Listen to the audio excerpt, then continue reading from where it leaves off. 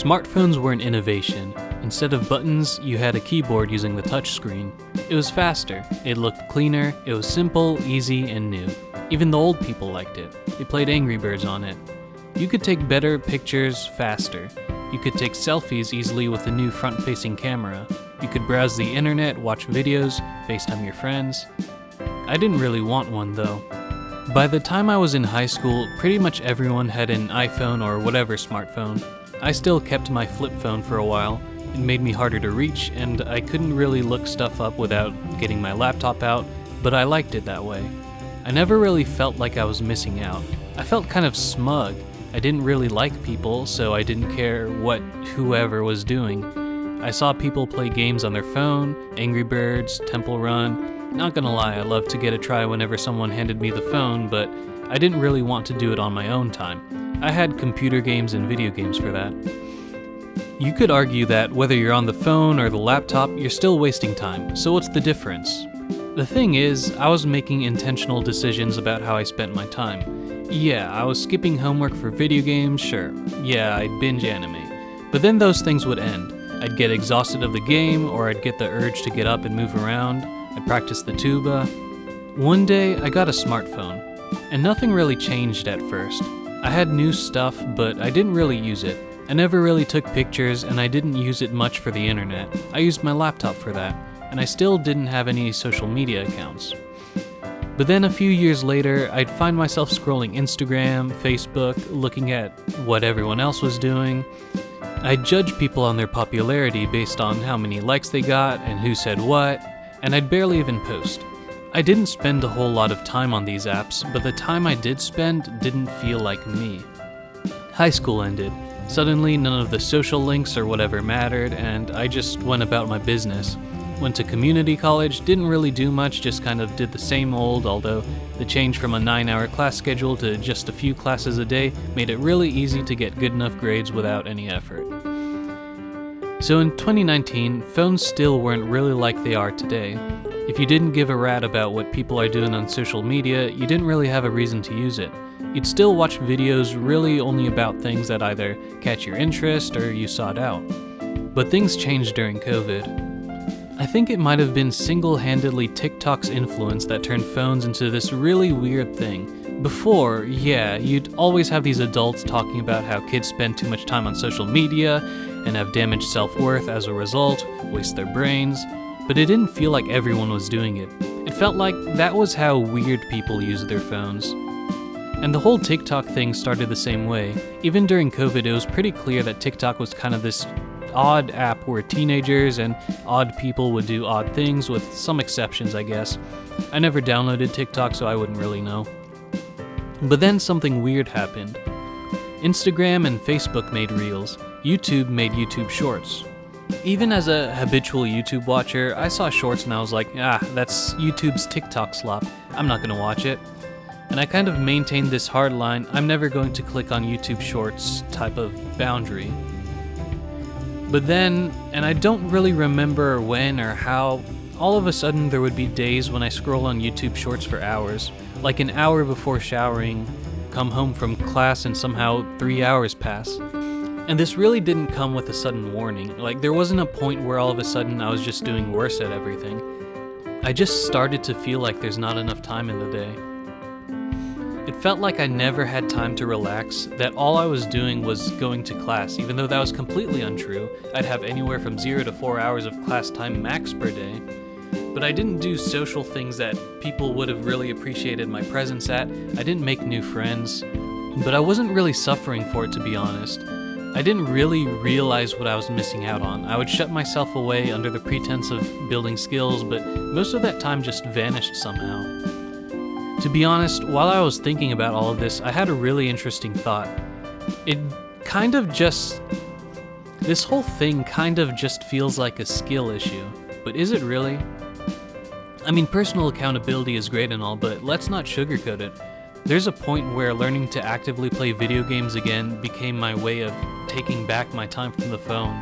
Undoubtedly, even if by my own doing, phone overuse atrophied my ability to maintain focus. How did it have that kind of power? How did it so stealthily get me, a naturally stubborn and creative person, to that point? I think the way social media and entertainment apps are designed on our phones today are kind of like a gravity well. It's a dip in the fabric of space, and the planets kind of just ride around the side of it.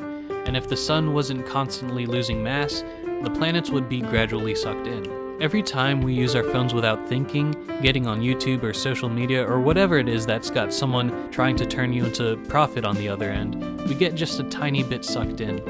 Now, if you've got a high velocity, which I guess would be kind of having a very active life, a healthy social group, feelings of self-worth, you're not going to be sucked in too much, as you'll kind of surf the edge of the dip very quickly.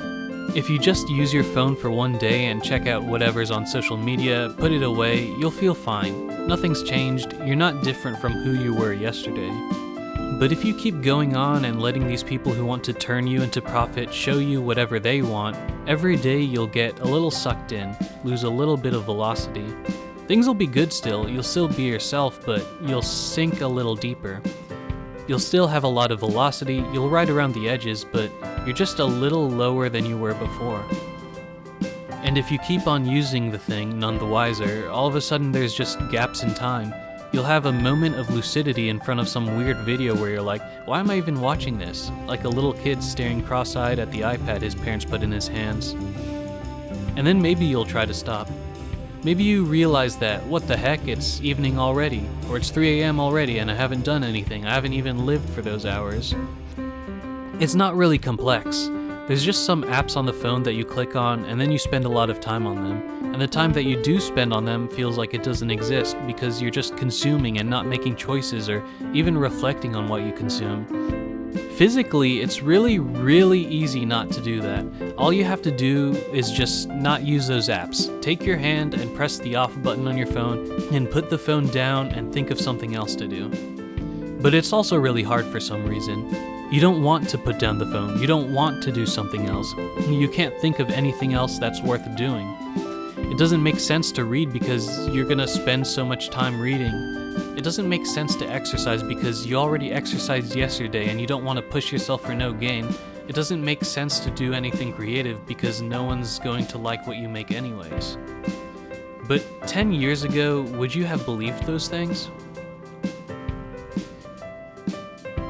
Were you right 10 years ago and wrong now? But what was incorrect about all that? Isn't it all true? I mean, it logically holds up, right? The thing is, if you've been addicted to your phone before, there's something that's been sapped from you. It's not your intelligence, because even though you might be a little dumber from using your brain less, you can get your intelligence back in a week or two with some effort. It's not your physical strength, because all it really takes to get into decent enough shape and stay there is several minutes of effort every few days, and your phone's not stopping you from doing that. It's your values. So I said, to paraphrase, nothing feels like it makes sense to do because it all kind of feels pointless, and it's kind of logically justifiable to feel that way. But it's only logically justifiable to feel that way if your view of life is pessimistic and lethargic. If you find yourself thinking that you wish things would go back to the way they were before, then that's proof you haven't always been empty. But how do you bring yourself back to valuing life, to believing that life is worth living, back to a person who believes that improvement is something to feel proud of, and mindless consumption is a wasted opportunity? I'll share some of my answers.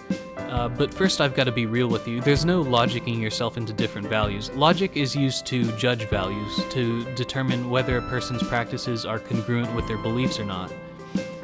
But you can't arrive at a core perspective through logic alone. There's necessary assumptions in any paradigm of the world.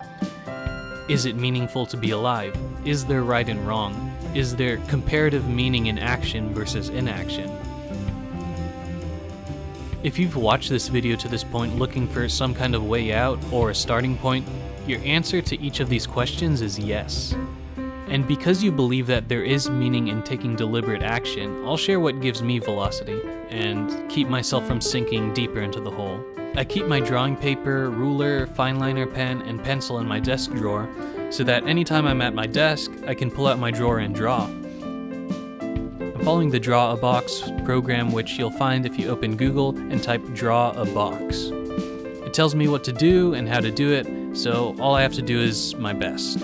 I don't stress over it, I just follow instructions and check my work after to see what I messed up. My subconscious brain does the rest, and I've been improving very strikingly and consistently, so I feel quite proud. I keep my MIDI keyboard right by my desk, always plugged into my computer with FL Studio always on, so that anytime I remember that pianos exist, I swivel my chair to it and start jamming.